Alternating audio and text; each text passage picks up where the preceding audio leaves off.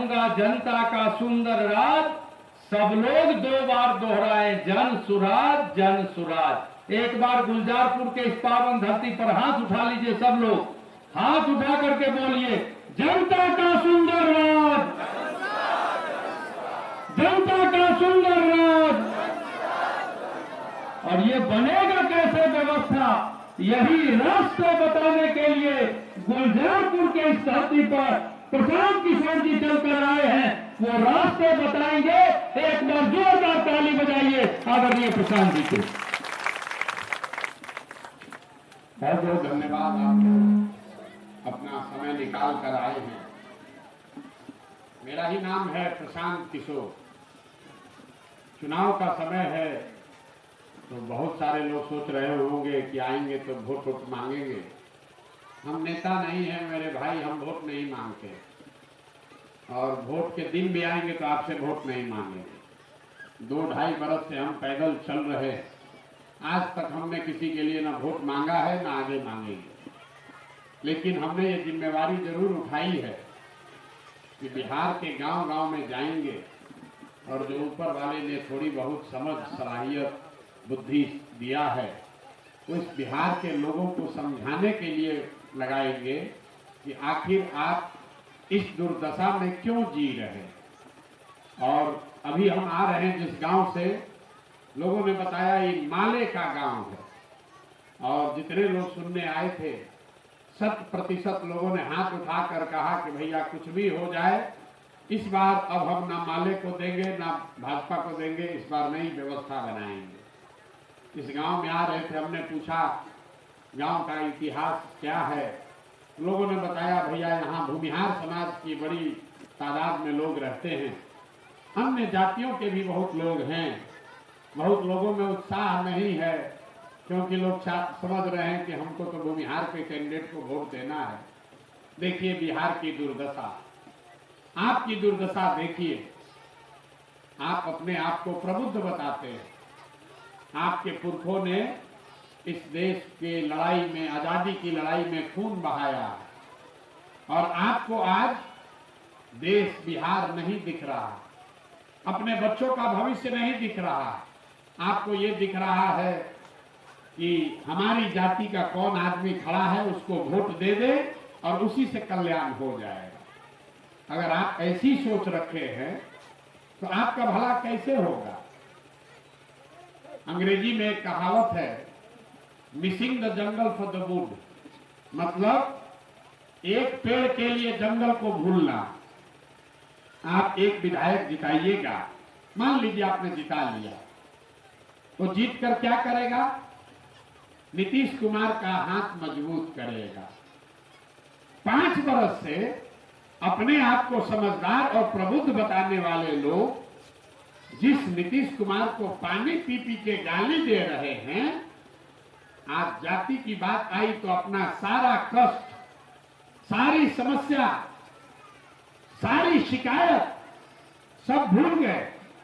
अब उसी नीतीश कुमार को जाकर वोट दीजिएगा और अपने आप को बुद्धिमान बताइएगा, तो मेरे भाई आपकी दशा और आपके बच्चों की दशा कैसे सुधरेगी? नहीं सुधर सकती। हम 5000 गांव में गए हैं पैदल चल के, एक सवाल पूछते हैं, सबसे पूछते हैं, कोई गांव आज तक खाली नहीं छोड़ा। आपसे भी पूछेंगे, जरा सब लोग सोच के बताइए, आपके गांव में और कुछ हो या न हो, कम से कम आप सभी के बच्चों के पढ़ाई और रोजगार की व्यवस्था होनी चाहिए या नहीं होनी चाहिए? जरा हाथ तो उठाइए और उठाकर बताइए, जो अपने को प्रबुद्ध कर रहे हैं वो भी उठाइए कि होना चाहिए कि नहीं होना चाहिए। होना चाहिए। हमने नहीं सिखाया।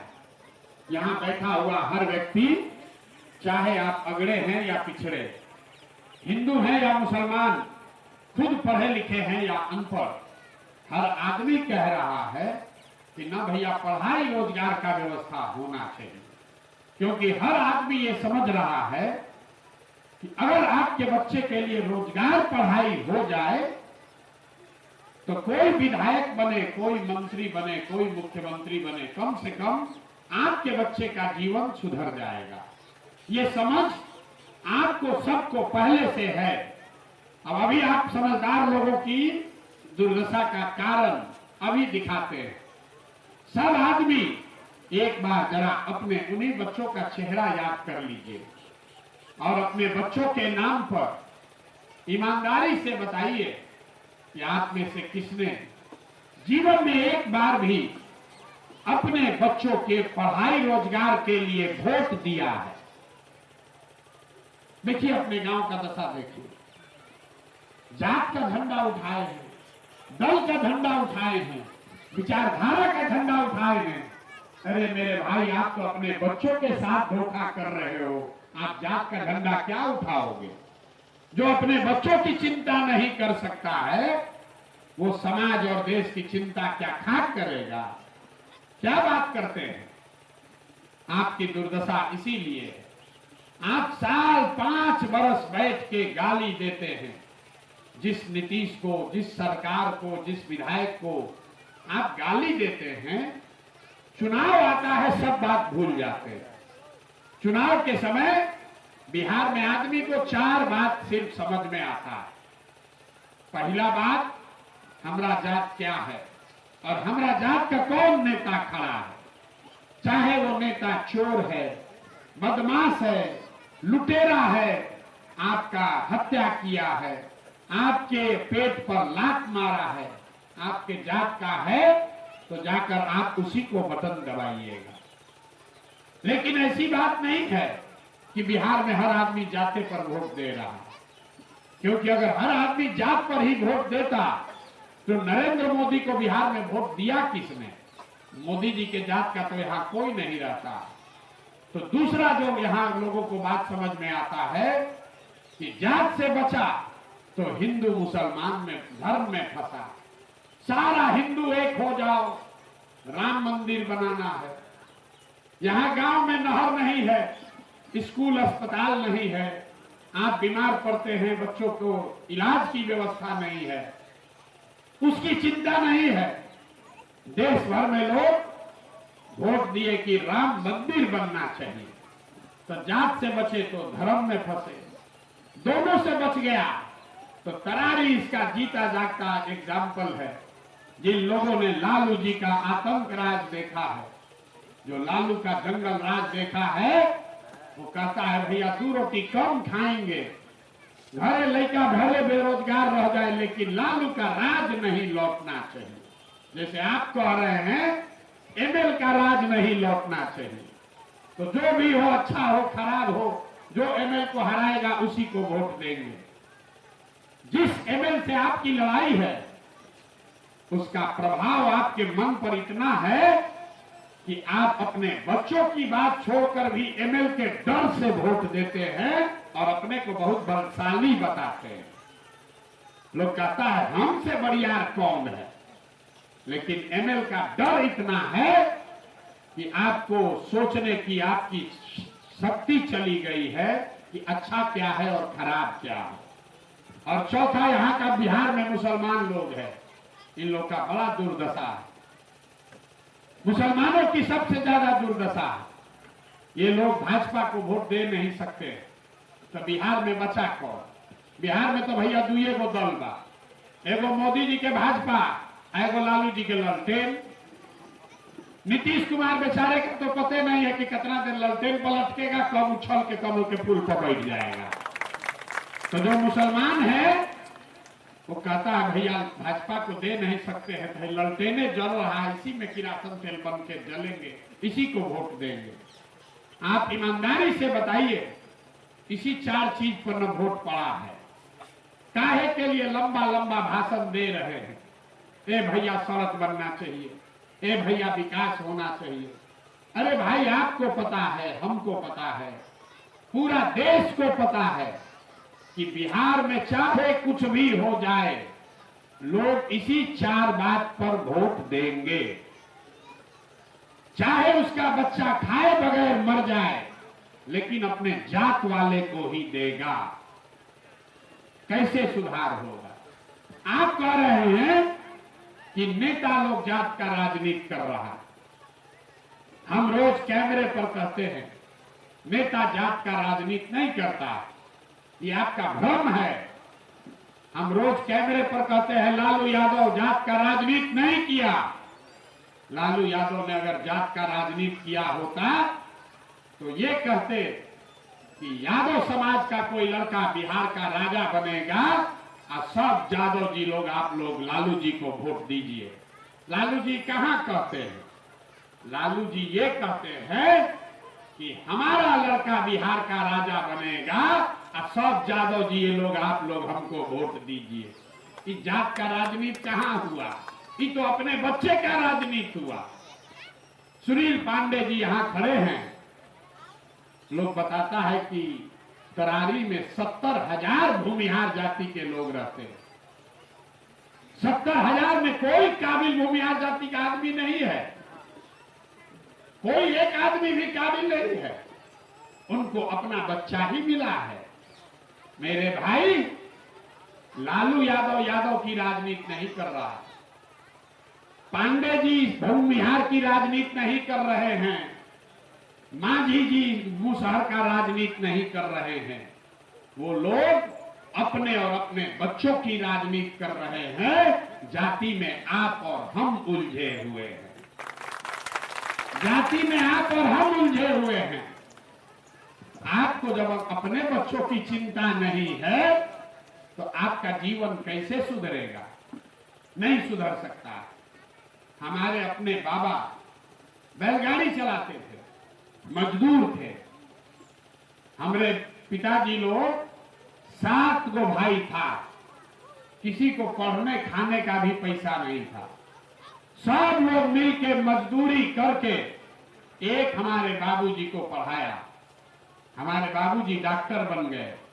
हमारे माँ बाप ने हमको पढ़ाया है, तब न हम खड़ा होकर भाषण दे रहे हैं। 20,000 आदमी को नौकरी दिए हैं। हजारों आदमी को रोज खिलाते हैं, नौकरी दिए हैं, काम दिए हैं। हमसे लोग सलाह लेने आता है, 100-100 करोड़ रुपया फीस लेते हैं। जितना पैसा आप देखे नहीं होंगे, बिहार में कोई सुना नहीं होगा। 100 करोड़ रुपया फीस लेते हैं, तब मुंह खोलते हैं। वो सब छोड़कर बिहार में गांव-गांव घूम रहे हैं। इसलिए नहीं कि आपको विधायक को जिताना है, इसलिए इस मिट्टी का कर्ज है। इसी मिट्टी से पैदा हुए हैं। और अगर हम और आप नहीं इस मिट्टी के लिए खड़ा होंगे तो कौन खड़ा होगा? इसलिए वापस आए। जात धर्म का राजनीति करने नहीं आए हैं। ग्रीस में एक बहुत बड़े दार्शनिक हुए जिनका नाम था प्लेटो। उन्होंने कहा कि जिस समाज में पढ़े लिखे लोग राजनीति में न आए, उनको तैयार रहना चाहिए कि कोई मूर्ख आदमी राजा बनकर उन पर शासन करेगा। यही बिहार में हुआ है। जितने पढ़े लिखे समझदार लोग हैं, वो चाहे यादव हैं कि भूमिहार हैं, कुशवाहा है कि दलित है, मुसलमान है कि हिंदू है, जो पढ़ा लिखा सभ्य आदमी है, वो राजनीति से किनारे कर दिया गया। जितना लंपट बदमाश है, चोर है, माफिया है, वही आपका हमारा राजा बन गया है। और आप सोच रहे हैं कि हमारे लड़के के लिए बढ़िया पढ़ाई हो जाएगा। नहीं होगा, नहीं होगा। गलत बोलिएगा तो उसका परिणाम गलत ही होगा, चाहे वो आपके जात का हो कि धर्म का हो। यही बताने आए। जिसको वोट देना है दीजिए, वोट जिसको देना है दीजिए। लेकिन ये गलती अगर आप कर रहे हैं तो अपनी गलती के लिए, अपने बच्चों के भविष्य के लिए आप ही जिम्मेवार होंगे। जब विधायक यहां से जीत कर जाएगा, यही नीतीश कुमार का हाथ मजबूत करेगा। अभी 1 महीना पहले आपका जमीन का सर्वे हो रहा था। घर घर में नीतीश कुमार ने झगड़ा लगाया है। अपने बहन से, फूफा से, फुआ से जमीन का कागज लिखवाने के लिए घर घर में लड़ाई शुरू हुआ। हम लोग हल्ला मचाए हैं तो रुका है, रुका नहीं है, फिर होगा। उसी नीतीश कुमार को आप फिर से मजबूत करना चाहते हैं, कीजिए, कीजिए। लेकिन फिर भोगिएगा तो मत कहिएगा, तब प्रशांत किशोर को मत कहिएगा। हम इसलिए ये जानबूझकर आए हैं इस गांव में, आपको ये बताने आए हैं कि आप नीचे देख रहे हो, आप नीचे देख रहे हो, ऊपर का पूरा पेड़ आपका उल्टा हो जाएगा। अगर आप नीतीश को वोट देना चाहते हैं बिल्कुल दीजिए, और न तो विधायक जी को बुला के खाली कह दीजिए कि वो कह दे कि जीतने के बाद नीतीश का समर्थन नहीं करेंगे, हम आपका झंडा लेकर चलने को तैयार हैं।